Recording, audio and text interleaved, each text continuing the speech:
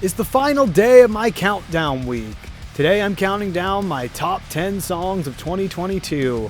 A lot of good music came out over the course of the past year, so this was quite the challenging list to put together. I'm Luke, and this is Stage 76. Like I just said, this was a rough one because of all the awesome songs that have been coming out this year.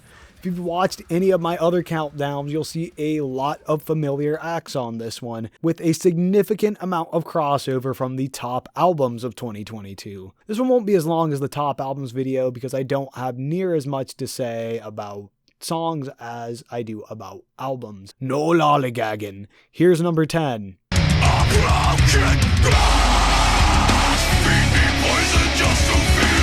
Number 10, On Broken Glass by Malevolence. The British metalcore-ers really brought something fun to the table with this one.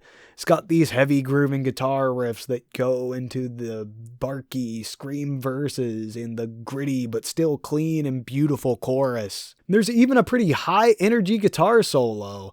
It's a great example of the recent rise of more metalcore bands leaning more into the core rather than the metal. It has the in-your-face energy of hardcore with just a nice smooth polishing of metal.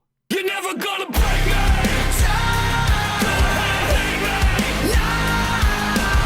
Number 9, Heartache by From Ashes to New.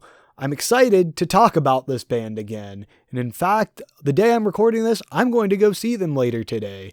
I really love From Ashes to New. They're a band that have very much carved out their own sound. I love Matt's rapping through the verses over top of the super subtle guitar notes and electronic drums. It's a nice casual head bobbing song at first that continues to build with Danny coming in with his screams. Then it's a quick moment of calm until boom, right into the catchy chorus.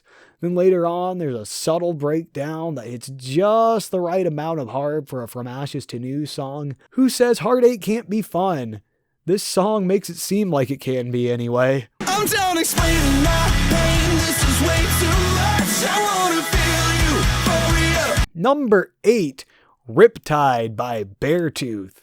I have to reiterate some of the sentiment I had about the previous song on the list. This is a super fun sounding song, but damn, is it actually a pretty sad song about being in a mental funk. But it's also about breaking free from sadness and trying to do better. And the more upbeat tone of the song really accentuates that feeling on I am going to do better. I'd say this is easily Beartooth's most fun-feeling song to date, and it's a refreshing change-up from what we've heard from them in the past. Not saying that anything Caleb was doing was by any means bad, it's all great. I simply really like the direction that he's going in with Riptide.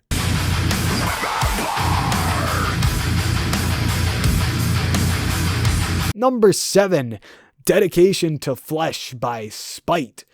With all the deathcore I talked about on the top 10 albums, I was bound to bring a few deathcore tracks to this list. Of all the tracks from the album of the same name, Dedication to Flesh is the one I find myself coming back to most often. This song almost makes me want to kick someone's ass. Maybe that's partially because someone kicked my ass, or more accurately, my back at a Spite show. Regardless, Dedication to Flesh has this really intense and tight tempo that really makes me want to bang my head to every single cymbal hit. It's not an incredibly complex track, but it's just got such a perfect groove going through that I can't stop listening to it.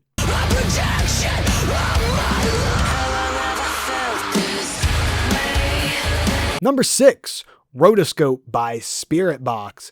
This song was quite the shift for Spiritbox, and a welcome one at that. It's a bit more subdued than any of the heavier songs on Eternal Blue, while still maintaining just the right amount of edge to keep it interesting. It's a prime example of not playing insane stuff for the sake of it being insane. It has a relatively easy to digest guitar melody from Mike on guitar, and just the right amount of grit from Courtney on the vocals. It's no holy roller, but it's another demonstration of the type of range that Spiritbox have under their sleeves.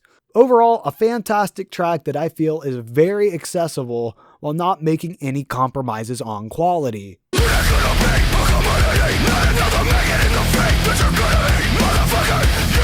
Number 5, Artificial Suicide by Bad Omens. Well, technically this song came out in 2021. I'm including it in this list because if I made this list the same time a year ago, the song wouldn't have even been released yet. As a rule for these things, it's December 1st of the previous year to November 30th of the current year if I continue to do these things. Back to the song itself. After hearing the song The Death of Peace of Mind, I was not expecting this from Bad Omens. It has this nice and simple but heavy guitar riff that goes through most of the song. I've talked about percussive guitar sound in the past, but in this song, it's the vocals that have the percussive feel. Noah has this super quick and tight lyrical flow in this song. That's not a term that's brought up in heavy music very much, but I feel it applies here. The best part of the song is where all the instruments drop out except the bass beats. Then everything kicks back in with this huge intensity that just gets me every time I listen to the song.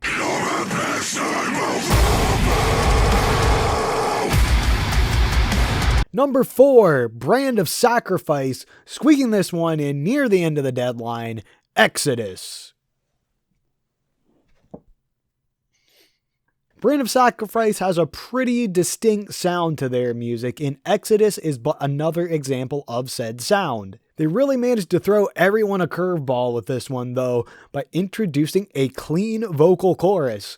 Up until this point, it was all screams for Brand of Sacrifice. The clean vocals in this song aren't overdone or cheesy though. They feel right for the song, and I don't think the song would sound right if they were replaced with screams. I already had my list made when this song came out, but it's been one of my most played songs in the weeks leading up to this video, so I had to include it because it's just that good.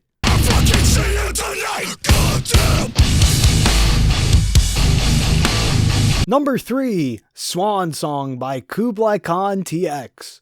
Featuring Scott Vogel. This is yet another song that I found out about via TikTok. I wasn't really familiar with the band at all before that. I'd heard the name, but that was about it. This is a fantastic hardcore song that really delves into some pretty traumatic themes with discussions of various types of abuse and issues that many women face in their lives. It's these hardcore dudes telling this story, and while the song absolutely slaps, it's important to pay attention to the lyrical content because this song really has a message to it that's not just about let's go wild. This is real stuff they're discussing in this song, and it really makes me think. So between the breakdowns, take a moment and think about what's actually going on.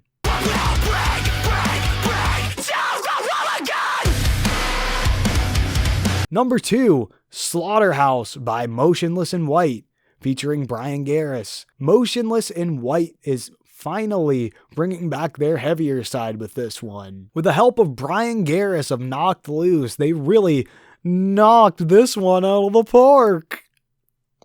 But in all seriousness, this is a heavy banger for Motionless in White. I was never expecting a song with multiple breakdowns from them in 2022, but they did it here and it sounds quite natural for them. The breakdown at the end makes me want to absolutely pop off every time it kicks in. It's new and different for the band, but at the same time is still a Motionless in White song at its core. From the very moment I heard Slaughterhouse, it was my absolute favorite Motionless in White song and a heavy contender for the Song of the Year. It fell just short though, so let's see what made the top spot.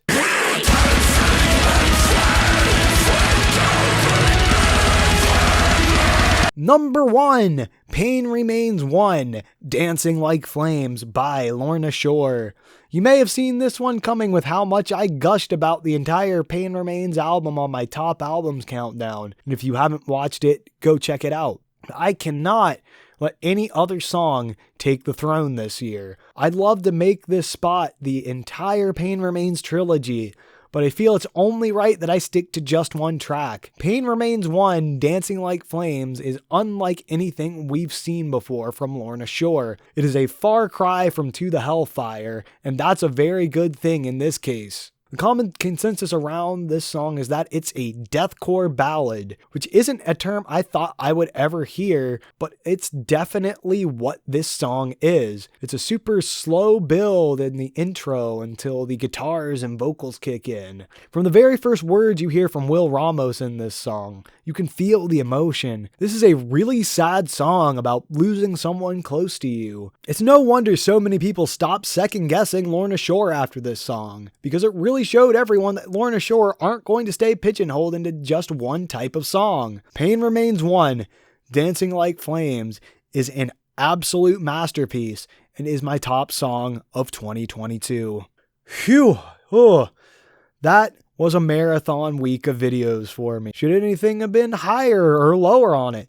Chime in by leaving a comment. Like and subscribe if you want to see more. 2022 was an awesome year for heavy music, and I can't wait to see what 2023 holds. I'm Luke, and this is Stage 76.